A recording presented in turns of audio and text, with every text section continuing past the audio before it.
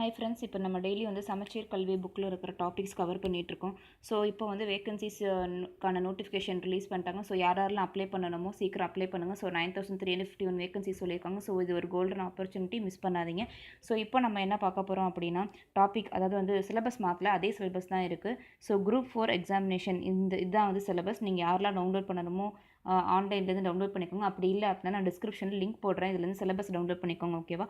So நம்ம பார்க்க போகிற டாபிக் என்ன அப்படின்னா ஜென்ரல் சயின்ஸ் அப்படிங்கிற டாபிக் கீழே இருக்கிற ஹீட், லைட் அண்ட் சவுண்ட். இது வந்து ஃபிசிக்ஸ் கீழே வருது. Okay, so heat, light and sound இதுக்கு கீழே இருக்கிற நம்ம இந்த டாப்பிக்கில் வந்து சமச்சீர் கல்வி புக்ஸில் இதெல்லாம் கவர் ஆகுமோ அதெல்லாம் பார்க்க போகிறோம்.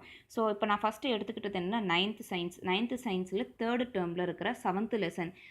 9th சயின்ஸில் தேர்ட் டேர்மில் இருக்கிற 7th லெசன். நேம் என்ன, லெசனோட நேம் என்ன அப்படின்னா heat and gas laws. So heat and gas laws அப்படிங்கிற லெசன் தான் இப்போ நம்ம பார்க்க போகிறோம். ஸோ இப்போ லெசனுக்குள்ளே போகலாம். இது எதுக்காக சொல்கிறேன் அப்படின்னா சிலபஸ் வச்சு எப்படி கவர் பண்ணலாம் அப்படிங்கிறதுக்காக உங்களுக்கு சொல்ல வரேன். ஸோ சிலபஸ் படி தான் போகணும். ஸோ சிலபஸில் என்னென்னா இது எது கீழே இருக்குது அப்படின்னா ஹீட், லைட் அண்ட் சவுண்ட். அது கீழே இருக்கிற நம்ம ஹீட் அண்ட் கேஸ் லாஸ் அப்படிங்கிற லெசன் பார்க்க போகிறோம். ஓகேவா? ஸோ இப்போ அந்த லெசனுக்குள்ளே போகலாம். இந்த ஃப்ரெண்ட்ஸ் இந்த lesson. So heat and gas laws. ஓகேவா? So heat and gas laws இங்கே என்ன ஃபஸ்ட்டு சொல்கிறாங்கன்னு பார்க்கலாம். Montgolfier brothers Joseph and Jacques in France first built and demonstrated the flight of a hot air balloon in June 1783.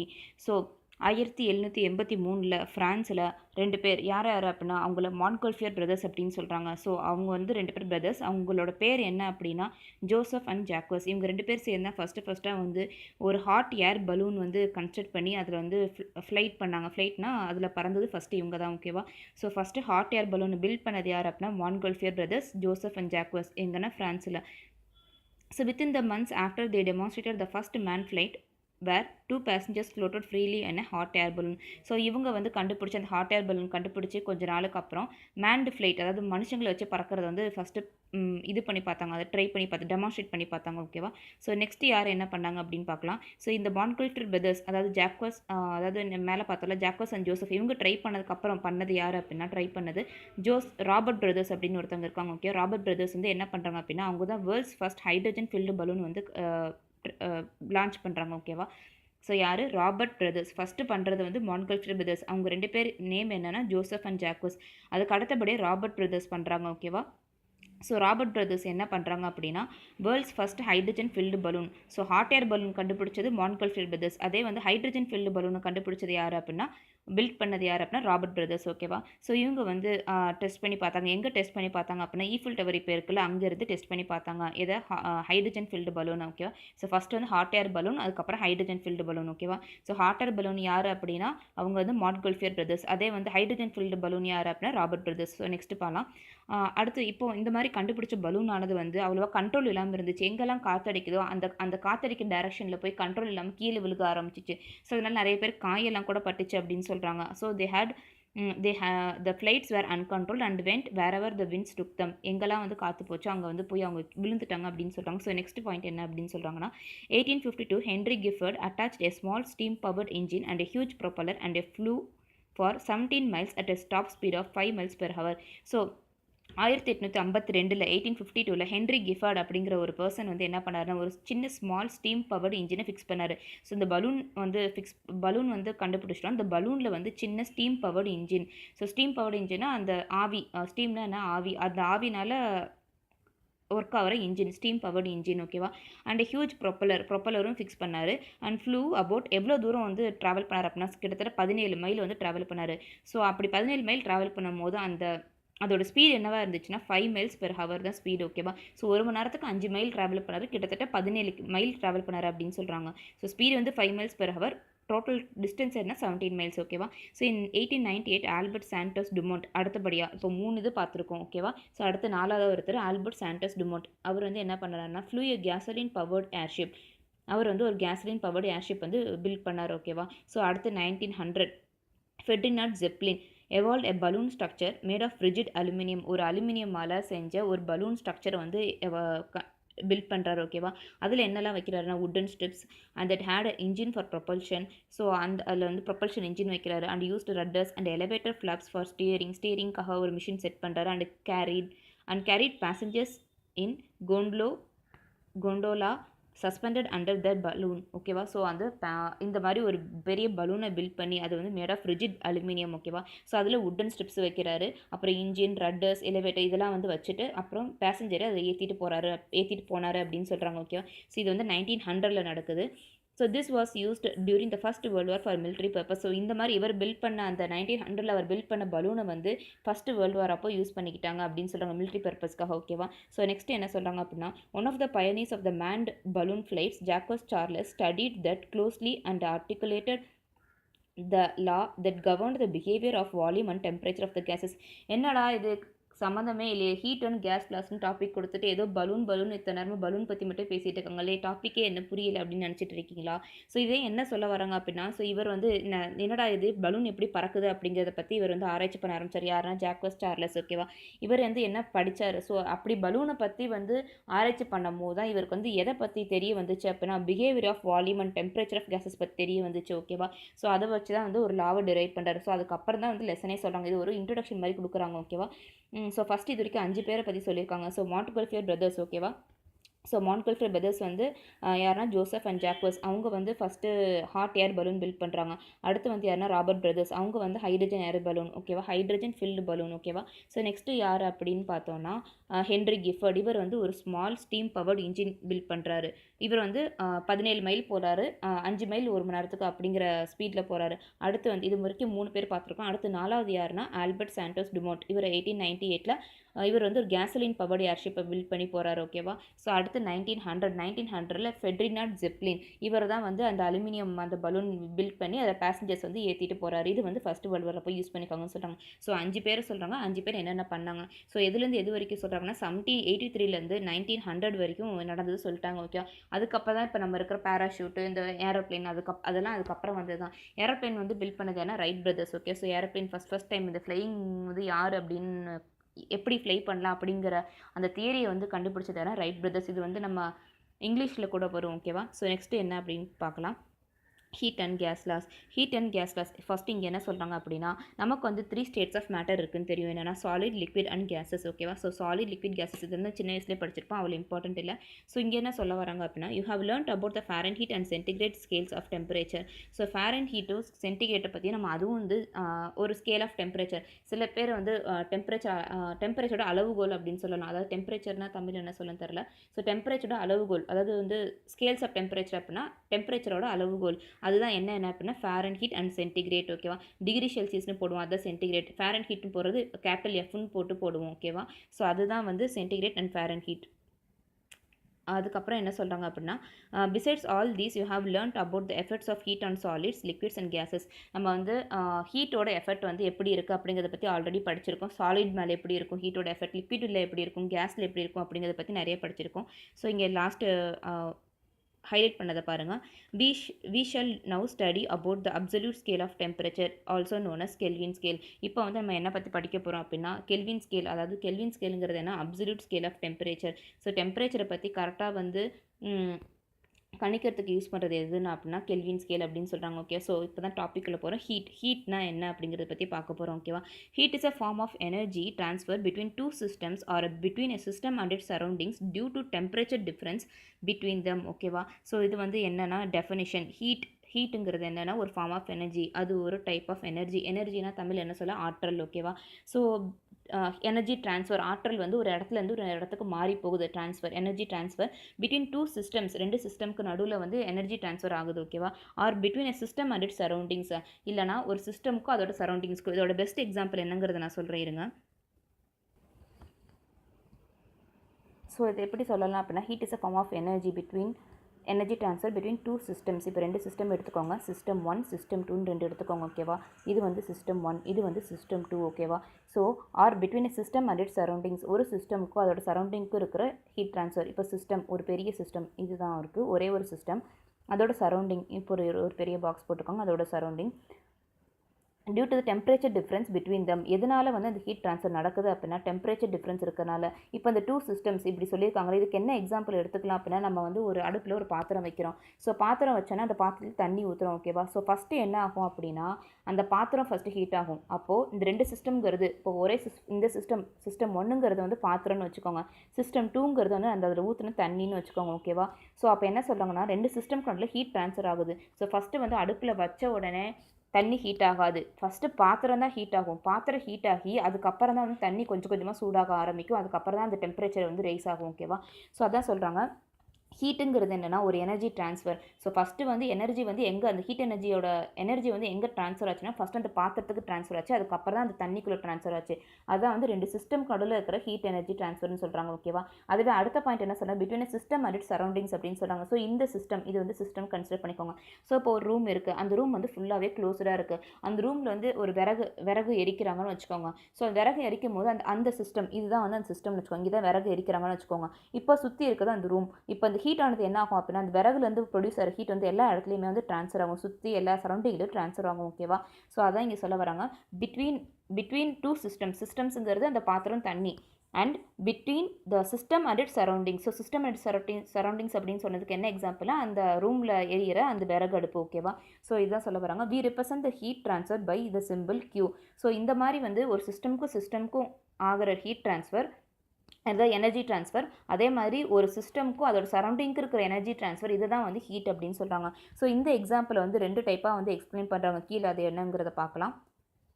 So இப்போ என்ன சொல்கிறாங்க அப்படின்னா the energy transferred into or out of a system can be in any form. So ஒரு energy வந்து ஒரு சிஸ்டம்குள்ளே போகிற energy இல்லை வெளியில் வர எனர்ஜி வந்து எந்த ஃபார்மாக வேணால் இருக்கலாம். However that form of energy which is transfer due to temperature difference alone is refer to as heat. ஓகேவா? ஸோ இப்போ நம்ம என்ன சொல்ல வரோம் அப்படின்னா energy is transferred into or out of any system can be in any form. ஓகேவா? However that form of energy which is transferred due to temperature difference alone is refer to as heat. So இப்போ வந்து பாத்திரம் இருக்குது.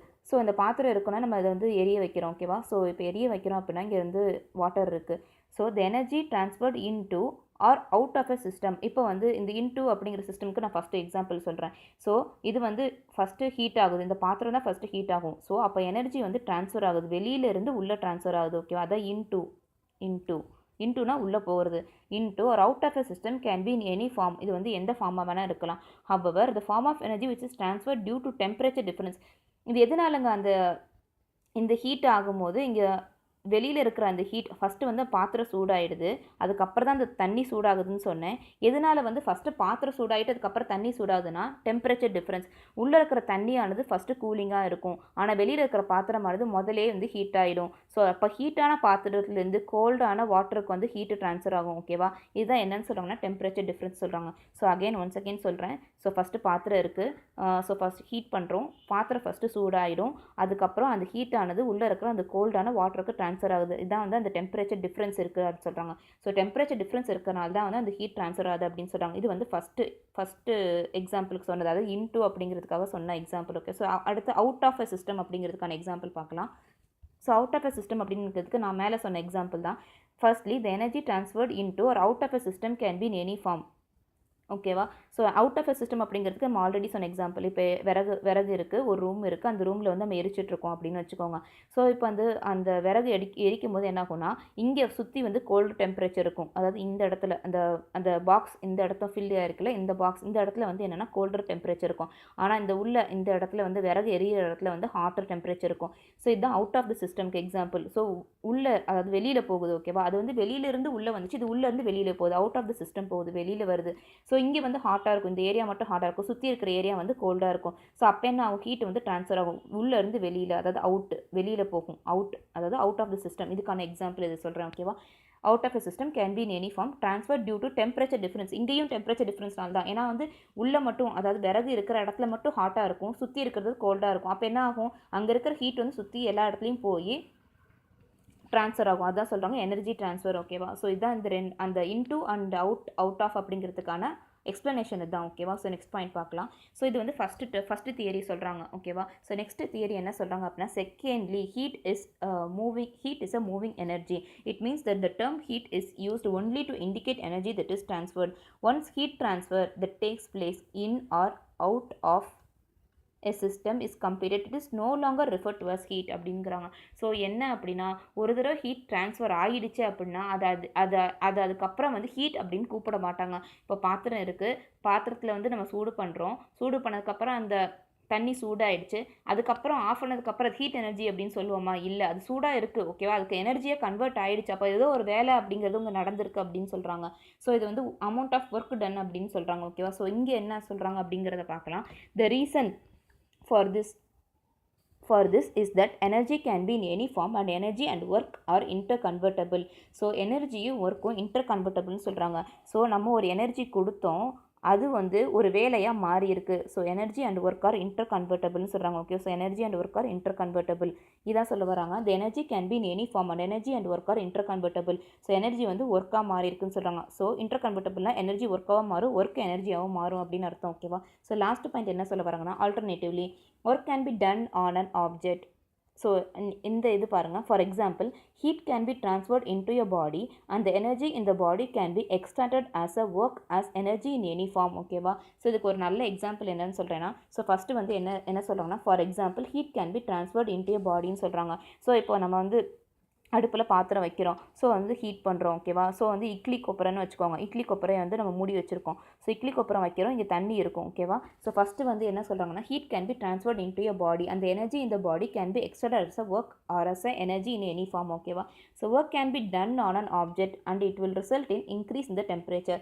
Work can be done on an object, இதுதான் நான் explain பண்ண வரேன். So இப்போ இது ஒரு ஆப்ஜெக்ட் ஓகேவா. ஸோ இது ஒரு பாத்திரம், இதை நம்ம வந்து சூடு பண்ணுறோம். ஸோ சூடு பண்ணும்போது என்ன ஆகுதுன்னா, நம்ம ஒரு ஒர்க்கு கொடுக்குறோம், அதாவது ஒரு எனர்ஜி கொடுக்குறோம் ஓகேவா. And it will result in increase in temperature. So இப்போ வந்து ஹீட்டு கொடுக்குறனால என்ன ஆகும் அப்படின்னா, உள்ளே இருக்கிற தண்ணியோட டெம்பரேச்சர் வந்து இன்க்ரீஸ் ஆக ஆரம்பிக்கும். Of the object temperature of the object increase ஆகுதா, and which it can be retrieved as a work. அது நம்ம வந்து திரும்பி வேலையாக நம்மளால் அதை ரீட்ரை பண்ண முடியும். ஸோ அதனால் என்ன ஆகுது அப்படின்னா, இந்த உள்ளே இருக்கிற தண்ணி வந்து ஹீட் ஆகி நமக்கு அந்த ஸ்டீம் ப்ரொடியூஸ் ஆகி அந்த வந்து குக்கரில் இருக்கிற அந்த இட்லிலாம் வந்து என்ன ஆகுது, வேகுது. ஸோ அப்போ அது ஒர்க்கு டன் தானே. ஸோ சும்மா வச்ச மாவு வந்து வேலையில் வரும்போது ஒரு இட்லியாக வருது. ஸோ அப்போ அது வந்து ஒர்க்கு டன்னு தான் அர்த்தம். ஸோ அதான் இங்கே என்ன சொல்லுவாங்கன்னா, work can be done on an object. ஒரு ஒர்க்கு பண்ணுற ஒரு ஆப்ஜெக்ட் மேலே, அந்த ஆப்ஜெக்ட் எது, இட்லி கொப்பரை ஓகேவா. And it will result in increase in temperature of the object. So அதனால் டெம்பரேச்சர் வந்து இன்க்ரீஸ் ஆகுது. ஸோ உள்ளே வந்து உள்ள இருக்கிற தண்ணி ஹீட் ஆகுது. ஸோ ஸ்டீம் ப்ரொடியூஸ் ஆகுது. அந்த ஸ்டீம்னால என்ன ஆகுது அப்படின்னா, உள்ளே இருக்கிற அந்த மாவு வந்து வெந்து வெளில இட்லியாக வருது. ஸோ அப்போ அது வந்து ஒர்க்கு டன்னாக வருது அப்படின்னு சொல்கிறாங்க. இதுதான் வந்து பெஸ்ட் எக்ஸாம்பிள் இதுக்கு. ஸோ நீங்கள் அகைன் அண்ட் அகைன் இந்த அந்த எக்ஸ்ப்ளனேஷனையும் நான் சொன்ன எக்ஸாம்பிளையும் 2 தடவை யோசித்து படித்து பாருங்கள், உங்களுக்கு கண்டிப்பாக அது வந்து மைண்டில் நிற்கும் ஓகேவா. ஸோ நெக்ஸ்ட்டு என்ன சொல்லியிருக்காங்க அப்படின்னு பார்க்கலாம். இது வந்து ஒரு ஆக்டிவிட்டி, இந்த ஆக்டிவிட்டிக்கான எக்ஸ்ப்ளனேஷன் நெக்ஸ்ட் வரும். அது சொல்லும் போது இந்த ஆக்டிவிட்டி என்னங்கிறத சொல்கிறேன். ஸோ இங்கே என்ன சொல்கிறாங்கன்னா, calculating the quantity of the heat transfer. So whenever an object at a high temperature is brought in contact with the object of low temperature, heat energy is transferred from the object of high temperature to the object of low temperature. So இப்போ high temperature இருக்கிற ஒரு object இருக்குது ஓகேவா, அதாவது it is brought in contact with an object of low temperature. Low temperature இருக்கிற ஒரு object, இது ரெண்டுத்தையும் பக்கத்தில் வைக்கும் போது என்ன ஆகுனா, ஹீட் ஆனது எங்கேருந்து எங்கே ட்ரான்ஸ்ஃபர் ஆகும்னா, ஹை டெம்பரேச்சர் ஆஃப் த ஆப்ஜெக்ட்லேருந்து லோ டெம்பரேச்சர், அதாவது எந்த ஆப்ஜெக்ட்டுக்கு லோ டெம்பரேச்சர் இருக்கோ அங்கே ஹீட் ட்ரான்ஸ்ஃபர் ஆகும். ஸோ ஹை டு லோ வந்து இப்படி தான் ட்ரான்ஸ்ஃபர் ஆகும் அப்படின்னு சொல்கிறாங்க ஓகேவா. So high temperature of the object, எந்த ஆப்ஜெக்ட்டுக்கு வந்து ஹை டெம்பரேச்சர் இருக்கோ அங்கே வந்து எந்த ஆப்ஜெக்ட் லோ டெம்பரேச்சர் இருக்கோ அதுக்கு வழியாக ஹீட் ட்ரான்ஸ்ஃபர் ஆகும்னு சொல்கிறாங்க ஓகேவா. இதுதான் இந்த point. An object at high temperature is brought in contact with an object of low temperature. Heat is transferred from the object of high temperature to the object of low temperature. இந்த point தான் இங்கே சொல்கிறாங்க. So இப்போ ஒரு object இருக்குது, அந்த ஆப்ஜெக்ட்டுக்கு high temperature இருக்குது, இன்னொரு ஆப்ஜெக்ட் இருக்குது அதுக்கு லோ டெம்பரேச்சர் இருக்குது. ஸோ ஹீட் எப்படி ட்ரான்ஸ்ஃபர் ஆகும் அப்படின்னா, ஹை டெம்பரேச்சர் ஆஃப் ஆப்ஜெக்ட்லேருந்து லோ டெம்பரேச்சர் ஆஃப் ஆப்ஜெக்ட்டுக்கு வந்து ட்ரான்ஸ்ஃபர் ஆகும் ஓகேவா. ஸோ நெக்ஸ்ட் பாயிண்ட் பார்க்கலாம்.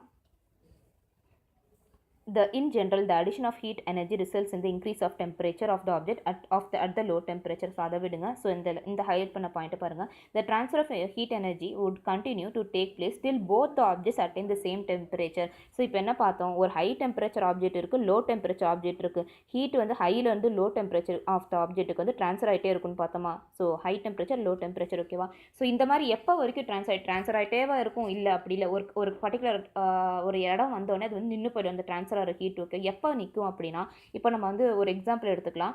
இப்போ நம்ம வந்து சுடு தண்ணி வைக்கிறோம், ஒரு சின்ன பாத்திரம். எப்பயுமே சுடு தண்ணி என்ன பெரிய இப்போ பக்கெட் நிறைய குளிக்க போகிறோம் அப்படின்னா பக்கெட் நிறையா சுடு தண்ணி வைப்போம், இல்லை ஒரு சின்ன பாத்திரத்தில் சுடு தண்ணி வச்சுட்டு அதை தான் எடுத்து பக்கெட்டில் ஊற்றுவோம். ஸோ இப்போ ஒரு பக்கெட் இருக்குன்னு வச்சுக்கோங்க, இந்த பக்கெட்டில் வந்து இவ்வளோ தண்ணி இருக்குது.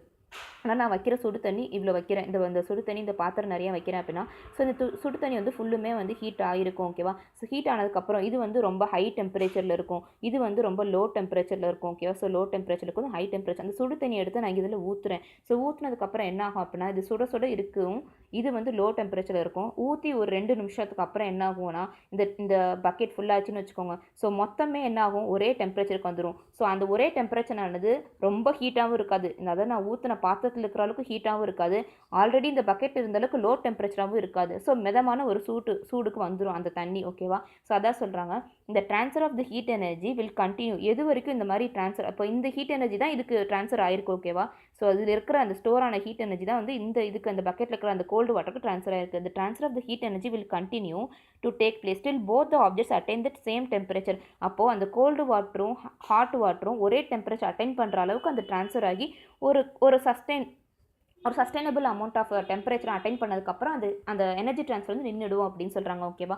இதுதான் அந்த கான்செப்ட். ஸோ இப்போ இது வச்சு நாம வச்சுட்டோம் அப்படின்னா இது ஈஸியாக இருக்கும். ஸோ ஹாட் வாட்டரை வந்து பக்கெட்டில் ஊற்றுறோம். ஸோ பக்கெட் ஊற்றுனதுக்கப்புறம் அந்த பக்கெட்டில் இருக்கிற டெம்பரேச்சர் வந்து நார்மல் டெம்பரேச்சருக்கு வந்துடுது, மிதமான வெப்பத்துக்கு வந்துடுது. ஸோ அப்போ என்ன ஆகும் அப்படின்னா ஹீட் ட்ரான்ஸ்ஃபர் ஆனது நின்றுடும் அப்படின்னு சொல்கிறாங்க. ஸோ நெக்ஸ்ட் பாயிண்ட் பார்க்கலாம்.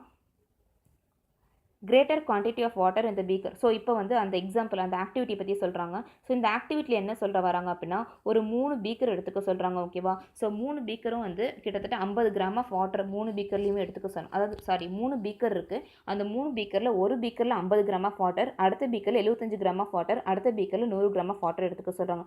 ஸோ இந்த 3 பீக்கருமே ஒரு பாத்திரத்தில் வைக்க சொல்கிறாங்க. ஓகேவா? ஒரே பாத்திரத்தில், அந்த பாத்திரத்துக்கு கிட்டத்தட்ட 90 டிகிரி செல்சியஸில் ஹீட்டில் இருக்கும் அந்த பாத்திரம். அதான் என்ன சொல்கிறாங்கன்னா immerse the 3 beakers to the same level in the same hot water bath, that is 90 degree Celsius.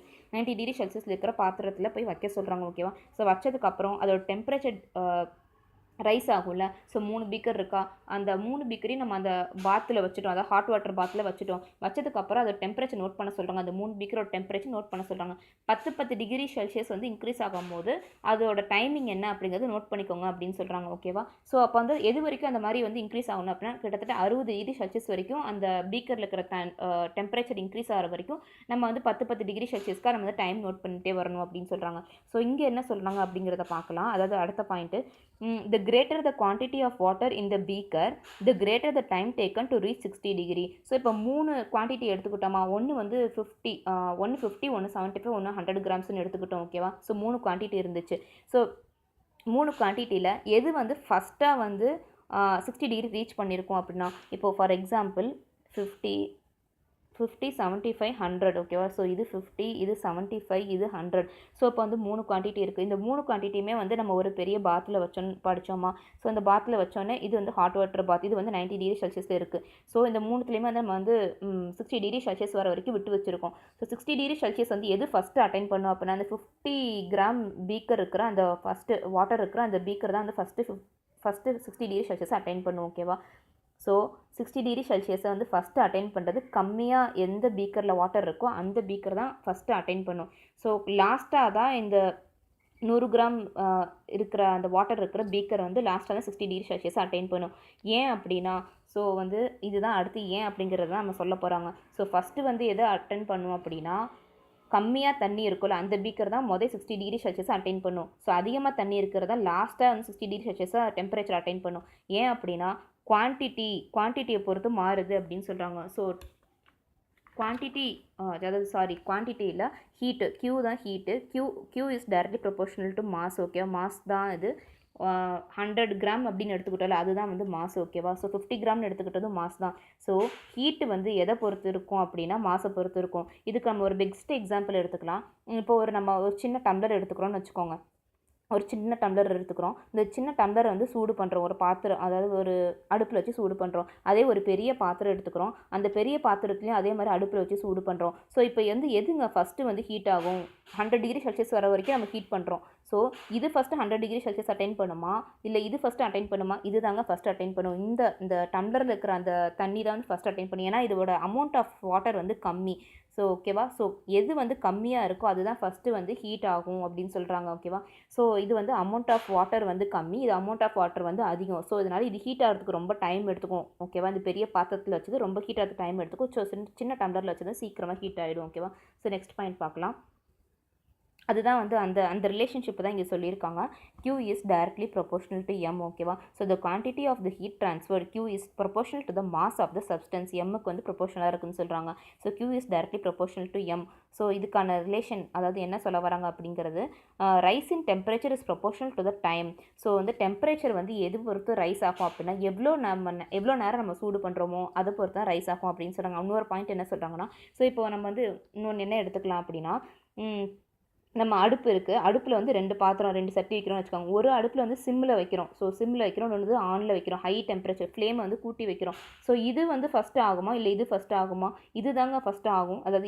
அதாவது ரெண்டுத்துலேயுமே வந்து வேகுதுன்னு வச்சுக்கோங்க. ஸோ எந்த பாத்திரத்தில் வச்சது வந்து ஃபஸ்ட்டு வெந்து முடிக்கும் அப்படின்னா, எதில் வந்து ஆனில் அதாவது ஃப்ளேம் கூட்டி வச்சுருக்கோமோ, இதில் தான் வந்து நான் ஃப்ளேம் கூட்டி வச்சுருக்கேன். ஸோ ஃப்ளேம் கூட்டி வச்சுருக்கிறது இந்த பாத்திரத்தில். ஸோ இதுதான் வந்து ஃபஸ்ட்டு வெந்து முடிக்கும். அதுக்கப்புறம் தான் வந்து இந்த சின்ன பாத்திரம் இது வெந்து முடிக்கும். ஓகேவா, ஸோ இதுலேருந்து என்ன சொல்ல வராங்க அப்படின்னா, temperature rice is directly proportional to time. ஓகேவா, ஸோ வந்து டெம்பரேச்சர் அதிகமாக கொடுத்தேன் அப்படின்னா, ஸோ இதில் வந்து நான் டெம்பரேச்சர் ஹீட் அதிகமாக கொடுக்குறேன். ஸோ அப்போ டெம்பரேச்சர் வந்து அதிகமாக இருக்கும் இந்த இதில். ஓகேவா, ஸோ அதனால என்ன ஆகும் அப்படின்னா சீக்கிரமே வந்து வெந்துடும். ஓகேவா, ஸோ டெம்பரேச்சர் இன்க்ரீஸ் ஆச்சு அப்படின்னா டைம் சீக்கிரமாகவே வெந்துடும். ஓகேவா, ஸோ அதே வந்து டெம்பரேச்சர் கம்மியாக கொடுத்தேன் அப்படின்னா ரொம்ப டைம் எடுத்துக்கும் வேகிறதுக்கு. அதுதான் இந்த டாபிக், அதுதான் இந்த கான்செப்ட். ஓகேவா, ஸோ நெக்ஸ்ட் என்னன்னு சொல்கிறாங்கன்னா, the rise in temperature is proportional to the time. So வந்து டைமை பொறுத்து தான் வந்து டெம்பரேச்சர் இன்க்ரீஸ் ஆகும்னு சொல்கிறாங்க. ஓகேவா, the more rise in temperature requires more heat energy. So வந்து நம்ம நிறைய ஹீட் எனர்ஜி கொடுத்தா, அதான் சொன்னேன் பெரிய ஃப்ளேம், அதாவது ஃப்ளேமை வந்து ஆனில் வைக்கிறோம் அப்படின்னா தான் வந்து டெம்பரேச்சர் இன்னும் அதிகமாக இன்க்ரீஸ் ஆகும். the more rise in temperature requires more heat energy. the quantity of the transferred heat energy is proportional to the rise in temperature. Heat energy transfer வந்து எதை பொறுத்து இருக்குது அப்படின்னா டெம்பரேச்சரை பொறுத்து இருக்குது அப்படின்னு சொல்கிறாங்க. ஸோ டெம்பரேச்சர் எவ்வளோ அளவுக்கு இன்க்ரீஸ் ஆகுதோ அது அளவுக்கு தான் ஹீட் எனர்ஜி இன்க்ரீஸ் ஆகும் அப்படின்னு சொல்கிறாங்க. ஓகேவா, ஸோ எந்த அளவுக்கு நம்ம ஆனில் வைக்கிறோமோ அந்தளவுக்கு டெம்பரேச்சர் இன்க்ரீஸ் ஆகும். ஸோ ஆனில் வச்சு நம்ம தண்ணியை சூடு பண்ணோன்னா சீக்கிரம் சூடும். அதே சிம்மில் வச்சு தண்ணியை சூடு பண்ணோம் அப்படின்னா அது ஸ்லோவாக தான் சூடும். அதுதான் சொல்ல வராங்க, வேறு ஒன்றும் இல்லைங்க. ஸோ அப்போ Q is directly proportional to T. இப்போ வந்து நமக்கு ரெண்டு ரிலேஷன்ஷிப் வந்து கொண்டு வந்துட்டாங்க. ஸோ Qக்கும் Mக்கும் என்ன ரிலேஷன்ஷிப், Qங்கிறது என்ன அப்படின்னா அதாவது ஹீட் எனர்ஜி. ஓகேவா, so heat energy is directly proportional to the mass and heat energy is proportional to the difference in temperature, அதாவது வந்து ரைஸ் இன் டெம்பரேச்சர். ஓகே, அதாவது ΔT அப்படின்னு போட்டிருக்காங்க. ஸோ இது ரெண்டுத்தையும் வச்சு நம்ம ஒரு பெரிய ரிலேஷன்ஷிப் கொண்டு வரோம். அதான் நான் இங்கே கீழே போட்டிருக்கேன். இது என்ன ரிலேஷன்ஷிப் அப்படின்னா, Q is directly proportional to M and is directly proportional to ΔT. அதாவது வந்து இந்த Qங்கிறது ஹீட் எனர்ஜி ஆனது எதுக்கு வந்து டேரெக்டாக ப்ரொபோஷனலாக இருக்கணும், மாஸுக்கு proportional and also rise in டெம்பரேச்சருக்கு ப்ரொபோஷனல். இது ரெண்டு ரிலேஷனையும் வந்து ஈக்குவேட் பண்ணி வந்த ரிலேஷன் இது. ஓகேவா, ஸோ இந்த ரெண்டு ரிலேஷன் இருக்குல்ல, Q is equal to M and Q is equal to ΔT. அதோட சேர்த்து ரிலேஷன் என்ன அப்படின்னா Q is directly proportional to M, directly proportional to ΔT. ஓகேவா, ஸோ இதுதான் அது. அடுத்து நெக்ஸ்ட் பார்க்கலாம். Time taken for the liquid. So இது வந்து அடுத்த ஆக்டிவிட்டி. இந்த ஆக்டிவிட்டியில் என்ன சொல்கிறாங்க அப்படின்னா, ஸோ போன ஆக்டிவிட்டிலேருந்து வேறு மாதிரி சொன்னாங்க, இந்த ஆக்டிவிட்டி வேறு மாதிரி சொல்கிறாங்க. ஸோ 3 பாத்திரம் எடுத்துக்கோம், அந்த 3 பாத்திரத்துலையுமே வந்து 50 கிராம் தான் எடுத்துருக்கோம். ஸோ சேம் லெவல் மாறல, ஒன்றே தான். ஸோ ஆனால் எடுத்துக்கிட்ட சப்ஸ்டன்ஸ் என்ன, போனதுலேருந்து 3த்துலேயுமே தண்ணி எடுத்துக்கிட்டோமா. ஸோ இந்த இதில் எடுத்துக்கிற சப்ஸ்டன்ஸ் என்ன, கோகோனட் ஆயில், கெரோசின் அண்டு இன்னொன்று என்ன அப்படின்னா coconut oil, kerosene, third beaker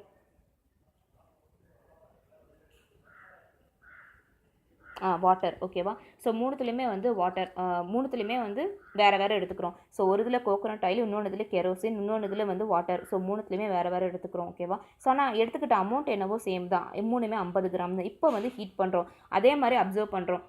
heat பண்ணோடனே 10 டிகிரி செல்சியஸாக நம்ம வந்து நோட் பண்ணிட்டே வரோம். 60 டிகிரி செல்சியஸ் வந்து எதுக்கு ஃபஸ்ட்டு வருது அப்படின்னு பார்க்க போகிறோம். ஓகேவா, ஸோ இதில் வந்து எது ஃபஸ்ட்டு வரும் அப்படின்னு தெரியாது, நம்ம இனிமேட்டுக்கு அது என்னங்கிறத பார்க்கலாம். ஸோ இங்கே என்ன சொல்ல வராங்க அப்படின்னா, the time taken for the liquid in each of 3 beakers to attain the same rise in temperature in the activity நம்ம கண்டுபிடிச்சிட்டிங்களா அப்படின்னு கேட்குறாங்க. So each substance has a characteristic rate at which the temperature rises. So ஒவ்வொன்றுக்குமே வந்து ஒவ்வொரு temperature இருக்குது அப்படின்னு சொல்கிறாங்க. ஸோ இப்போது நம்ம கோகோனட் ஆயில் எடுத்துக்கிட்டோம், அப்புறம் வந்து என்ன எடுத்துட்டோம், கெரோசின் எடுத்துக்கிட்டோம், அப்புறம் வாட்டர் எடுத்துக்கிட்டோம். இந்த மூணுமே வந்து 60 டிகிரி செல்சியஸ் வந்து ஒரே நேரத்தில் வந்துருமா, அட்டைன் பண்ணிடுமா அப்படின்னு கேட்குறாங்க. இல்லை அப்படின்னு சொல்கிறாங்க. ஸோ ஏன்னா ஒவ்வொன்றுக்குமே வந்து ஒவ்வொரு கேரக்டரிஸ்டிக்ஸ் இருக்குது. இப்போ ஃபார் எக்ஸாம்பிள் பார்த்தீங்கன்னா தண்ணி வந்து சீக்கிரமே சூடாயிடும். அதே பால் வைங்க, தண்ணி ஹீட் ஆகிற அளவுக்கு வேகமாக பால் ஹீட் ஆகாது. ஓகேவா? ஸோ அதுதான் சொல்ல வராங்க. ஸோ ஒவ்வொன்றுக்கும் ஒவ்வொரு கேரக்டரிஸ்டிக்ஸ் இருக்குது. அது பொறுத்து தான் வந்து அது வந்து ஹீட் ஆகும் அப்படின்னு சொல்கிறாங்க. So equal mass of each substance takes different quantities of heat to attain the same rise in temperature. So equal mass of each substance தான் இந்த மூணுமே நம்ம எடுத்தது 50 கிராம் தான் எடுத்திருக்கோம். ஓகேவா? Takes different quantities of heat to attain the same rise in temperature. So அது வந்து எடுத்துக்கிற ஹீட்டான அமௌண்ட், அதாவது குவான்டிட்டிஸ் ஆஃப் ஹீட்னா, ஸோ இதுக்கு வந்து இப்போது கெரோசின் நம்ம இது என்னங்கிறது நெக்ஸ்ட் டாப்பிக்கில் தான் பார்ப்போம். ஸோ கெரோசின் இருக்குது, கோகோனட் ஆயில் இருக்குது, வாட்டர் இருக்குது. இது மூணுத்துக்குமே ஹீட்டு கொடுக்குறோம். இந்த மூணுத்துக்குமே வந்து விதவிதமான ஹீட் எனர்ஜி தேவைப்படுது அப்படின்னு சொல்கிறாங்க. அதாவது different quantities of heat to attain the same rise in temperature. 60 degree Celsius attain பண்ணுறதுக்கு இது மூணுக்குமே நம்ம கொடுக்குற ஹீட்டோட குவான்டிட்டி வந்து வித்தியாசப்படுது அப்படின்னு சொல்கிறாங்க. ஓகேவா? So heat characteristics. So next என்ன சொல்கிறாங்க அப்படின்னா, equal mass of each substance takes different quantities of heat to attain the same rise in temperature. In order to able to compare the heat characteristics of different substances, we need a quantity called specific heat capacity. So இந்த மாதிரி வந்து ஒவ்வொரு சப்ஸ்டன்ஸோட ஹீட்டோட characteristics என்ன அப்படிங்கிறத பற்றி தெரிஞ்சுக்கிறதுக்கு நமக்கு என்ன வேணும் அப்படின்னா ஸ்பெசிஃபிக் ஹீட் கெப்பாசிட்டி அப்படிங்கிறது வேணும்.